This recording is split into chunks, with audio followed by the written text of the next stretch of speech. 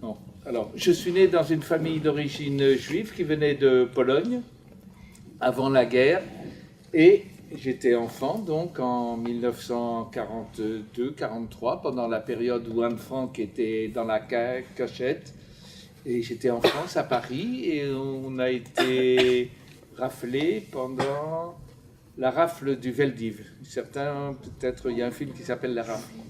Alors, raflé pourquoi? Parce que simplement, on était né dans une famille d'origine différente.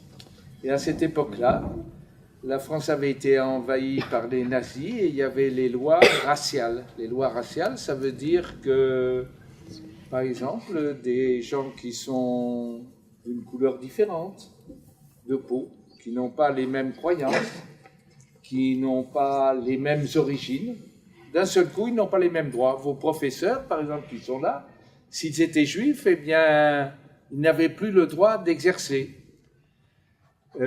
Si vous allez à Nice, par exemple, il y a le tramway, les juifs étaient obligés de monter dans le 4e wagon. Celui qui portait l'étoile, il fallait qu'il descende du trottoir pour laisser passer l'autre. C'était un signe, comment dirais-je, négatif de sous-citoyenneté. On n'avait pas les mêmes droits que les autres. Alors il s'est passé des tas de choses. Mon histoire personnelle, j'ai été pris à la rafle du Veldiv. On était dans des autobus qui devaient aller au Veldiv avec ma mère et ma sœur. Ma mère a dit aux policiers qui nous gardaient qu'il fallait prendre encore des paquets. Et il lui a dit de descendre et ma mère a compris que quand... Vous savez, la police, la gendarmerie, à l'époque, c'était que des Français. Hein. Il n'y avait pas qui ont fait les rafles. C'était uniquement les gendarmes et policiers français jusqu'en 1942-43. Ensuite, ce qui est intéressant, vous le verrez aussi dans vos livres, ma mère avait une bague qu'elle a donnée à un passeur, parce que la France était divisée en deux. Le nord de la France était la zone occupée par les Allemands, et puis la zone sud, où nous sommes, nous, était la zone libre. On croyait libre. Par exemple, à Nice, ici, à Vence, toute cette région était occupée jusqu'au 8 septembre 1943 par les Italiens. Les Italiens n'ont pas appliqué les lois raciales, c'était les alliés des Allemands, mais ils n'appliquaient pas les lois raciales.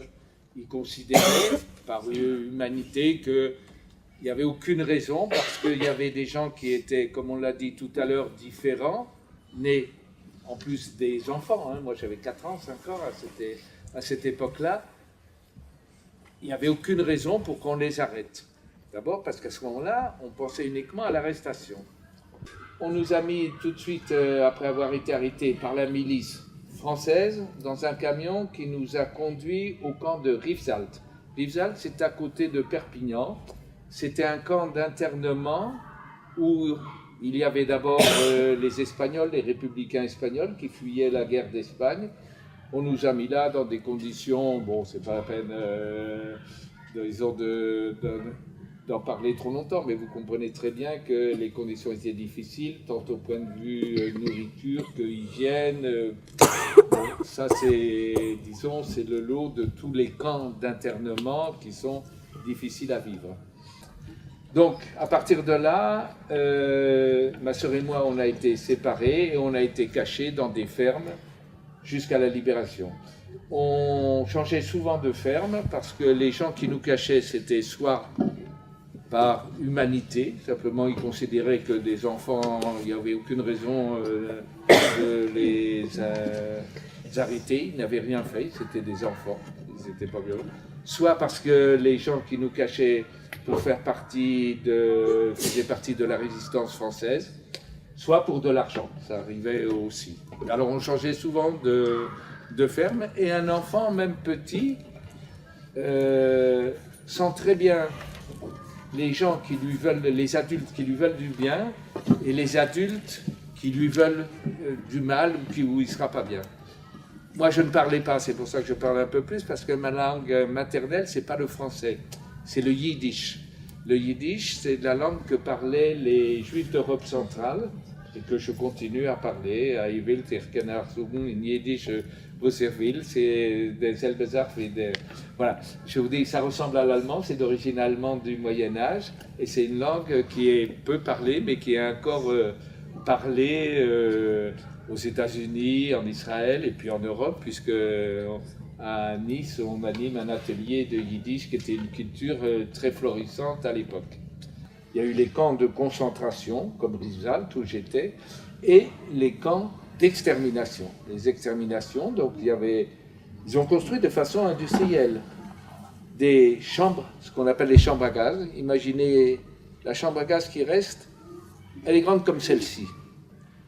Donc on entasse des gens, on leur fait croire qu'ils vont prendre une douche. Il y a des porte-manteaux, on leur demande de bien repérer où ils ont mis leurs affaires. C'est avant cette salle. Ils rentrent dans cette salle qui est fermée complètement. Ils sont tout nus, femmes, enfants, mélangés. Ils s'imaginent qu'on va les désinfecter, nettoyer. C'est ce qu'on leur fait croire. En vérité, cette salle, elle est grande comme celle-ci. Dans celle-ci, imaginez qu'il rentre 700 à 800 personnes entassées. Et par le plafond, ils font tomber des gaz asphyxiants. Un gaz qu'on appelle le Zyklon, qui a été fabriqué spécialement pour cet usage. Le Zyklon est en un quart d'heure, 20 minutes, dans d'atroces souffrances, puisqu'ils ne peuvent pas respirer. Les 700 ou 800 personnes qui sont dans cet espace serré comme les autres, comme les uns contre les autres, meurent. Juste à côté, il y a ce qu'on appelle les fours crématoires.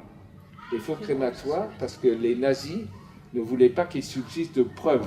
Ils se rendaient compte que ce qu'ils faisaient était abominable, donc ils voulaient éliminer toutes les preuves. Donc c'était juste à côté, il y avait des fours dans lesquels on mettait les corps et qui brûlaient. Et mon père a passé 3 ans à Auschwitz. C'est un des rares qui a pu survivre. Quand il est rentré, il pesait 33 kilos. Ma sœur et moi, on disait, on n'en voulait pas, on disait, c'est pas un papa, ça, c'était un fantôme. La France, dans des pays étrangers, a une image très très forte, on s'en est rendu compte encore lors des événements récents du 7 et 8 et 9 janvier, de liberté. Liberté d'expression, liberté de religion et la démocratie. C'est la France qui, en 1789, a fait la Déclaration des droits de l'homme. C'est la France de Victor Hugo qui s'est battue pour les droits humains. C'est la France de Émile Zola qui a aidé à la réhabilitation du capitaine Dreyfus. La France a, si vous voyagez un petit peu, aussi vous rencontrez des personnes qui viennent de pays où il n'y a pas de démocratie, il n'y a pas de liberté, vous diront que la France est un pays magnifique. C'est vrai.